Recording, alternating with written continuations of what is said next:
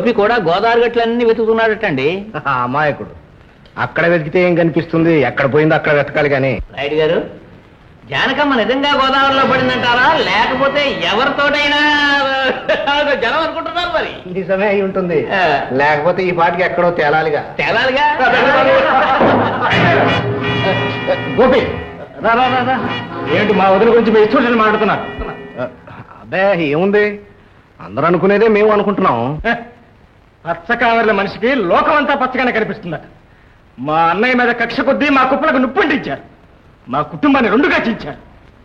ఆఖరికి ఉత్తమరాలైన మా వదిన గురించి నీచంగా మాట్లాడుతున్నారు. చిచి, నీ స్నేహం వద్దు, మీరు ఇచ్చిన పెట్టడం వద్దు. తీసుకోండి. తొందరపడుతున్నావు గోపి. అలా విసిరేస్తే సరిపోదు గోపి, నీకప్పచెప్పిన దేవుడి నగలు తిరిగి అప్పచెప్పాలి. ఏంటి? దేవాలయ నగల నాకెప్పుడు ఇచ్చారు? తాళాలు ఇచ్చారు, తిరిగి ఇచ్చేశారు. అలా అంటే సరిపోతుందటయ్యా. ఎవరు ఒప్పుకుంటారు? ఎవరు ఒప్పుకున్నా ఒప్పుకోకపోయినా నా మనస్సాక్షి నాకు చెబుతోంది. అలాగా? నీ మనస్సాక్షి చెప్పింది పోలీస్ స్టేషన్ లో చెబుదువుగా. ఏం బెదిరిస్తారా? ఈ ఇష్టం చేసుకోండి.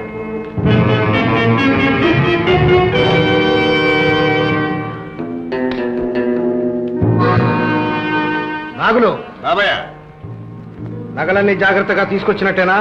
ఎప్పుడో తెచ్చేసాను బాబాయ్. వేసిన తాళ్ళు వేసినట్టుగా ఉంటాయి. సరే అయితే నేను పోలీస్ స్టేషన్కి వెళ్ళి రిపోర్ట్ ఇచ్చొస్తాను.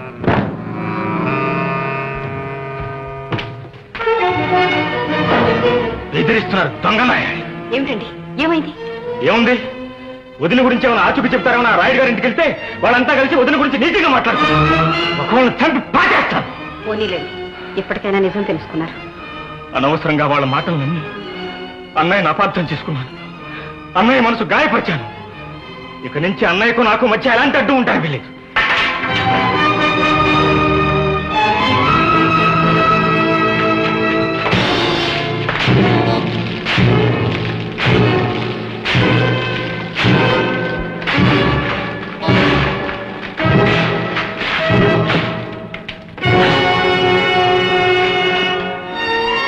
రాధా, అన్నయ్య భోంచేలేదా?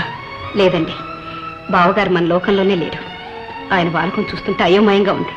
మంచినీళ్ళు కూడా తీసుకోవడం లేదు. ఏదన్నా అన్యాయం జరుగుతుందేమోనని భయంగా ఉంది. అన్నయ్య, ఏమిటన్నయ్య అలా చూస్తున్నా? నే అన్నయ్య, నీ తమ్ముడు గోపిని. నే అన్నయ్య, మన ఇద్దరం పోంచేద్దారా? వద్దులే తమ్ముడు, నువ్వు వెళ్ళి పోంచే. అదేమిటన్నయ్య, నువ్వు ఇలా దిగులుగా కూర్చుంటే పోయిన వదిన వస్తుందా? అన్నయ్య, మన ఇద్దరం కలిసి పోంచేద్దారా? చేసిన పాపానికి ప్రాయశ్చిత్తం అవసరం తమ్ముడు. ఆమె పవిత్ర నామాన్ని జపించుకుంటూ చచ్చిపోవడమే నాకు కావలసింది. అన్నయ్య, అంత మాట అనకన్నయ్య, అంత మాట అనుకో.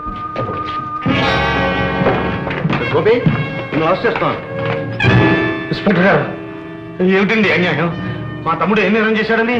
రామాలయంలో 50,000 విలువ చేసే ఆభరణాలు కాజేసినట్టు మాకు కంప్లైంట్ వచ్చింది. కావాలంటే వెతుక్కోండి, నాకేమైనా భయమా? ఇన్స్పెక్టర్ గారు, మీకెవరో కిట్టను వాడు చెప్పుకుంటారు. ఆ రామాలయం మా తాతలు కట్టించింది.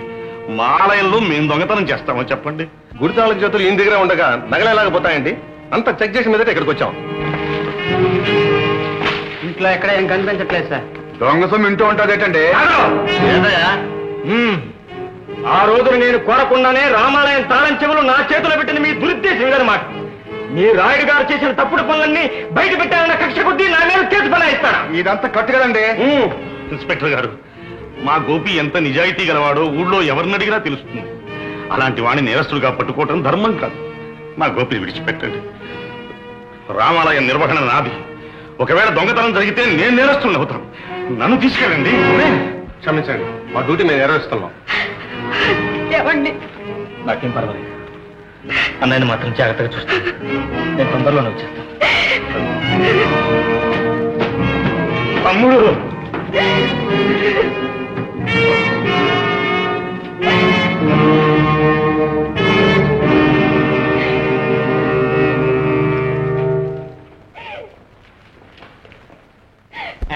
చంద్ర, మీ అమ్మ భగవద్గీత నడులు కాచేలా వెళ్ళిందిరా? మా అమ్మ పామును చూసి బాగా అడలిపోయిందిరా. ఆ కంగారులో మర్చిపోయిందిరా మొద్దు. ఇది లేదే ఒక్క క్షణం కూడా దోచదు మా అమ్మకి. చిన్నమ్మ, ప్రియమైన చిన్నమ్మకు నీ చిన్నదిన దీవించి వ్రాయినది. నిన్ను కన్న తల్లిలా పెంచిన జానకక్కయ్య మనల్ని అందరినీ విడిచి వెళ్ళిపోయింది. అందరూ ఆత్మహత్య అంటున్నారు. నాకేమో నమ్మకం లేదు. మీ పెద్దన్నయ్య బెంగతో కుమిలిపోతున్నారు. చాలా బాధగా ఉంది. వీలు చేసుకుని వెంటనే రావాలను. ఇంతకంటే నేను ఎక్కువగా రాయలేను. నీ చిన్నదిన రాధ. అయ్యో, ఎంత ఘోరం జరిగిపోయింది. ఏమైందిరా? మా చిన్ని పెద్దదిన ఆత్మహత్య చేసుకుందిట. పాపం చిన్నిని తల్లిలా పెంచిందిరా. ఈ విషయం మాకెవరికి తెలియకుండా యువతలో ఎన్నాళ్ళు దాచిపెట్టింది మా అమ్మ. చిన్నికి ఈ విషయం తెలిస్తే ఎంత బాధపడుతుందో. రే, నువ్వు వెళ్ళరా. అన్నారా?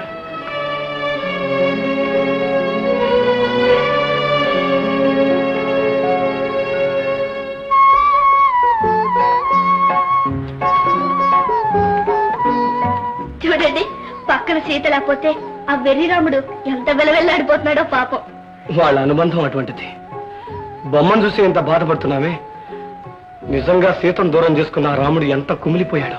భలేవారండి, ఇదిగో సీత ఇక్కడే ఉంది. పిచ్చిదాన, బొమ్మల్ని కాబట్టి కలపగలిగాం, మనుషుల్ని కలపగలవా? అవును చిన్ని, అన్నయ్య అన్నయ్య అని కలవరిస్తావు. వాళ్ళని ఎప్పుడు చూడాలనిపించదా? ఎందుకుండదండి, అన్నయ్యని వదిన్ని చూసి ఎంతకాలం అయిందో. అవును, అమ్మ యాత్రకి వెళ్ళి తిరిగి వచ్చేసరికి మనం వెళ్ళి వచ్చేయచ్చు. ఇప్పుడే బయలుదేరతాం. బట్టలు సర్దుకో. నిజంగానా? నిజం చిన్ని, ఇప్పుడే బయలుదేరతాం. కానలకేగి కాంతలు వాసి ఎంతో వేదన చెందితివయ్యా. అంతే లేని చింతలనల్ని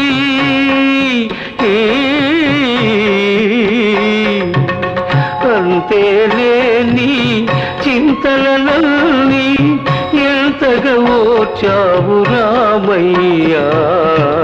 శరణము నీయవయా రామ, కరుణను చూపవయా. జగదభిరామ రఘుకుల సోమ, శరణము నీయవయా రామ, కరుణను చూపవయా.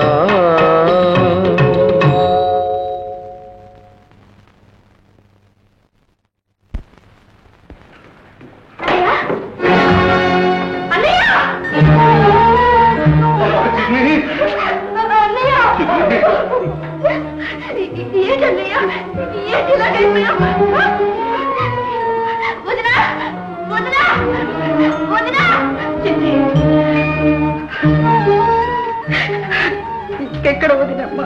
ఏమైంది వదినా? అన్నయ్య, నువ్వేనా చెప్పు, ఏమైంది? అమ్మా చిన్ని, నేను మనిషిని కాదమ్మా, రాక్షసుడిని. నా కారణంగా మీ వదిలి చచ్చిపోయిందమ్మా. నేనే చంపానమ్మా. చచ్చిపోయిందా అన్నయ్య? చచ్చిపోయిందా? ఏం చేసావు అన్నయ్య? నువ్వే చంపేసావా వదిన్ని? చెప్పన్నయ్య, చెప్పు వదినా. చెల్లి, ఇంతవరకు ఆయన బ్రతికున్నందుకు సంతోషించమ్మా.